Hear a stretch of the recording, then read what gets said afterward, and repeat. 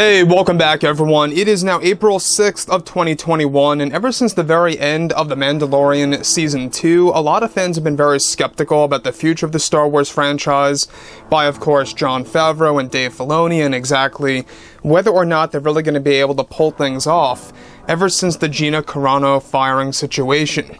This is Mike Zero. Make sure to subscribe if you're new to the channel for future Star Wars content.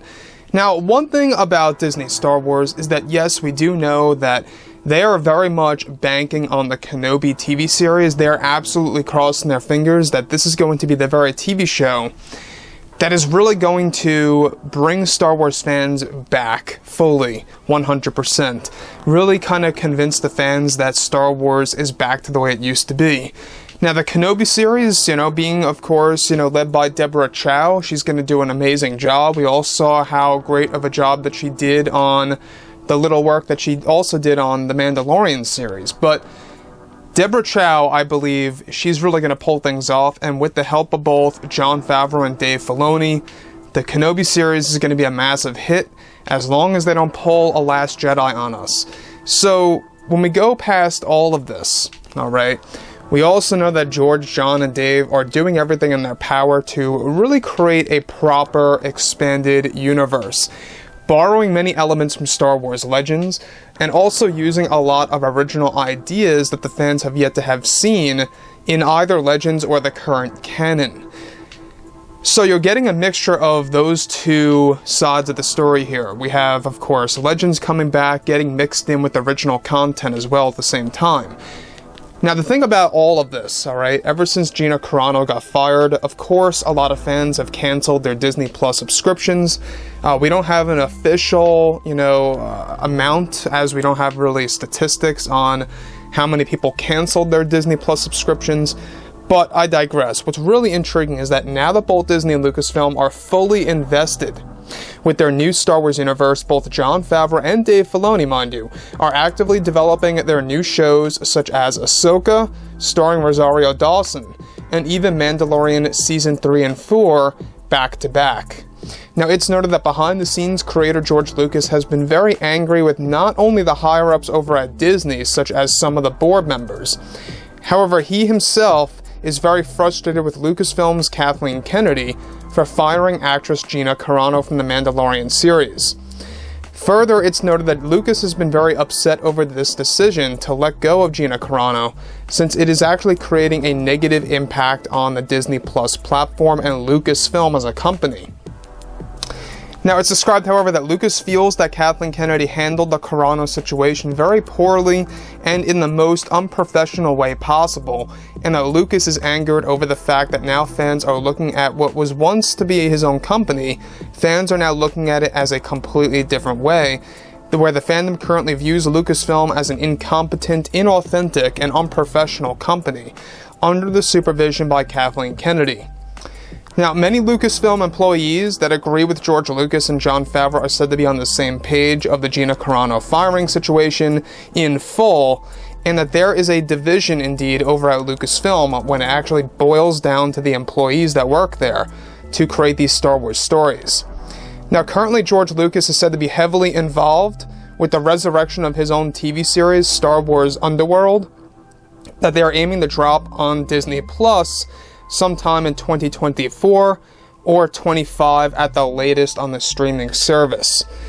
So here's the thing, alright? We all know that George Lucas has had a lot of problems with Kathleen Kennedy for a very long time now. This really all started with The Last Jedi, mainly when the character of Luke got wrecked, alright?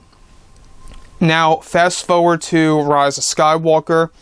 Back in 2019 of December, I believe it was, he did not attend the premiere for Episode 9. And the reason behind that is because he had a lot of problems with Kathleen Kennedy. He did not even want to show up and show his face at what he actually knew was going to be a massive failure to a lot of the Star Wars fans out there. Now, keep in mind, guys, I've talked about my stance on the sequel trilogy. I view the sequel trilogy like this. There are bits and pieces in each and every movie, 7, 8, and 9, that are enjoyable. That's about it for me. There's bits and pieces in each movie that are actually very fun and awesome to watch. Now, looking at the Gina Carano situation, George has every right to feel the way that he feels. Because once again, the firing by Kathleen Kennedy and how she did it is actually altering the fans' perception of Lucasfilm as a company. Make no mistake, Lucasfilm is George's legacy. This is George Lucas's legacy.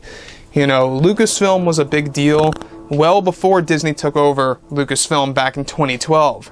You know, Lucasfilm, okay, was once an actual good company, and now it's going downhill with the new employees that they have been hiring, with the leadership such as Kathleen Kennedy. Of course, you know, you got some of, you know, the longtime employees over there that worked with Lucas before in the past and are sided with George Lucas and Jon Favreau in their stance on things. So that is exactly why there is a division. Even Gina Carano confirmed this in her interview with Ben Shapiro, that there are a lot of employees that tried to back her and prevent her from getting fired and believed in her cause and everything, and that she did nothing wrong, essentially. You know, she was just kind of creating this analogy, if you will.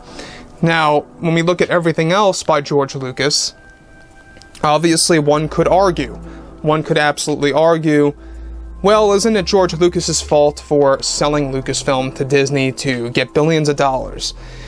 Well, I don't necessarily believe that. I think that George Lucas trusted Kathleen Kennedy, since Kathleen Kennedy promised George Lucas thoroughly, time and time again, even before that 2013 interview. Thoroughly. She even talked about this in articles well before that 2013 interview, that she was going to be taking care of these characters and taking care of the storylines and the visions by Lucas over and over. And so George Lucas trusted Kathleen Kennedy. I mean, she was affiliated with other films before in the past, but nothing that it's not like that she was like a top creator or anything, but she was affiliated with major franchises, to say the least. So, when we look at George Lucas's situation at the time, he was tired, he wanted to focus on life, he wanted to move away from dedicating his life to film and just kind of focus on his life, you know, just living. And I understand that, but he also wanted Star Wars to continue at the same exact time. You can really feel that, you know, conflicted moment, right? Imagine you created this thing known as Star Wars, and you want it to return, you want it to continue, but you're just not up for the task. You're not up for the burden, if you will, for the dreadful work that you're going to have to go through, you know, doing 16-hour work shifts every single day on the set, or writing a script thoroughly, writing different drafts, and trying to get it all written out.